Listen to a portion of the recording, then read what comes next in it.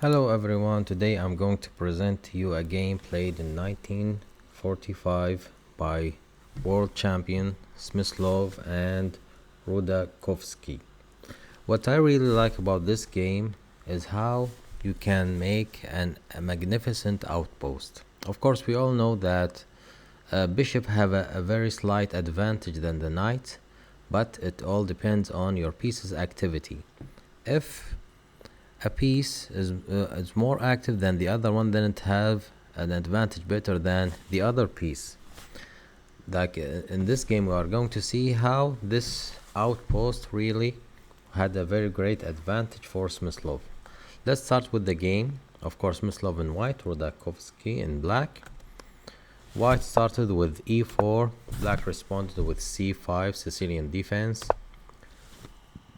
Knight to f3, e6, the Shvinikin variation, d4, pawn take, knight take, and then knight to f6. White advanced with knight to c3, opening the pawn on the d6. This is called the Sicilian defense Shvinikin variation. And white developed his white bishop to e2, bishop to e7, preparing to castle.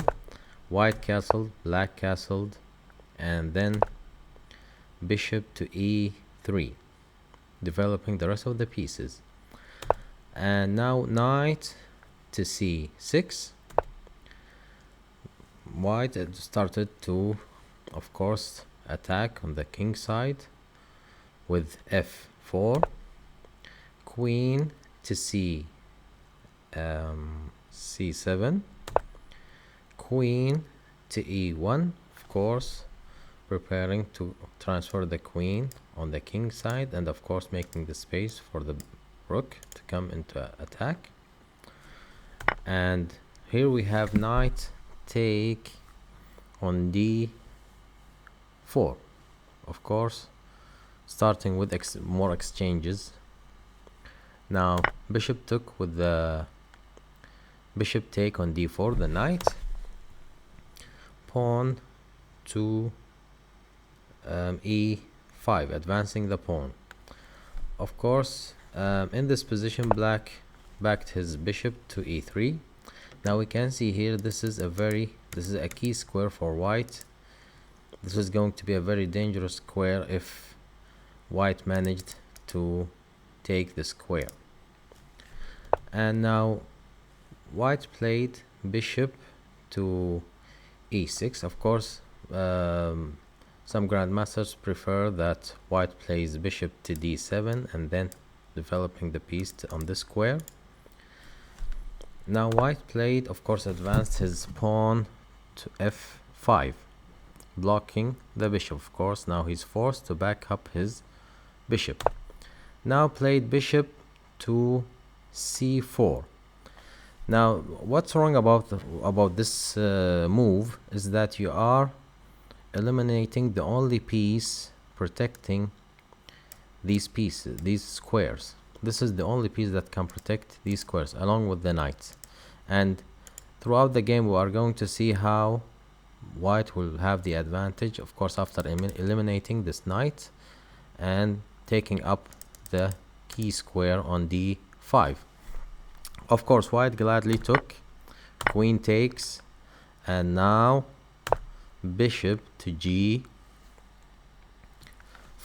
You can't do anything to protect this knight. You either have to keep the bishop, and if you open up your king side, that will be in a very dangerous position. So black protected the bishop, take, and now we can see that this square is not protected in this position. Queen, knight to d5. Now as you can see, in this position the knight is very well placed. There's no knight that can move it from this square. The white bishop was eliminated, and there is no pawns on the side that can move it out of the square. And of course, you know that the more advanced the knight, the stronger it becomes. In this position, the knight eliminates is taking control on all of these squares. This is a very dangerous knight. You have in this position, you have to get rid of it. But of course, black don't have any pieces. So of course, the best move is to play black. Black played bishop to d5. Of course, we can see here that black couldn't take the pawn on c2, of course, because it's going to be chased with rook to f2 and then back, and then rook to c1 back, and in this position you have to give up one of the rooks. One of these rooks will be gone in this position. So black was not hasty to take. He played bishop to d8 and now protecting the pawn, advancing the b8 to b6 b5 sorry pawn, now pushing away the queen to c5 check, moving away the king, rook to c8, now protecting with the rook, preparing for an attack on the king, and now king to h8. In this position, of course, this is a very amazing move, which is pawn to f6, of course, preparing to destroy the king's defenses. You can't take, because otherwise queen, and then take, and there's going to be an open file on the king side. So he had to open up the it's going to be open, if not now, later. And now king to h4, of course, preparing for the attack. Black played rook to g8, knight takes on f6, of course. In this position, take and then take with the check, and then the rook will be pinned to protect the king. So this is a very bad situation for black. But black, of course, and we have here also a threat with the checkmate. So black had to protect with the rook on g7, and now rook on g3, of course, threatening to take the only piece that protects this the h pawn. In this position, black took, and now take with the queen, of course, pinning the rook.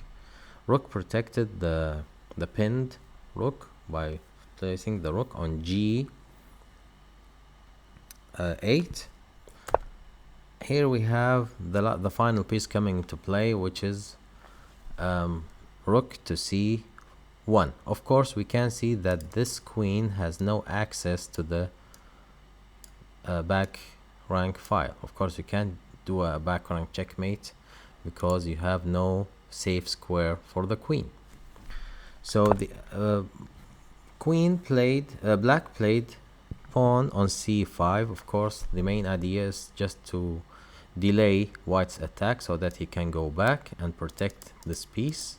So let's say rook takes and then move back, and then he will have some time to protect his king and maybe later resign. But in this position, maybe it will be much better for black to just delay the white's attack. So in this position, white, of course, didn't have time.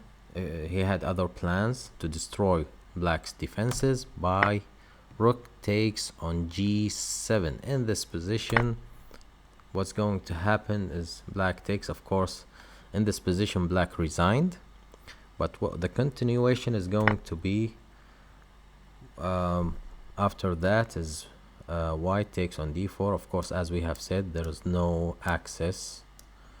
You cannot of course take this pawn, because otherwise there's going to be checkmate. You will be forced to protect, and the queen will be gone. In this position, black is going to play f8 and rook to d8. The black queen is pinned, and of course the black rook is also pinned, so the queen will be gone, and it's a winning position for white. Thank you very much for watching. If you have any comments, please mention it below. Thank you very much. See you next time with other games. Thank you.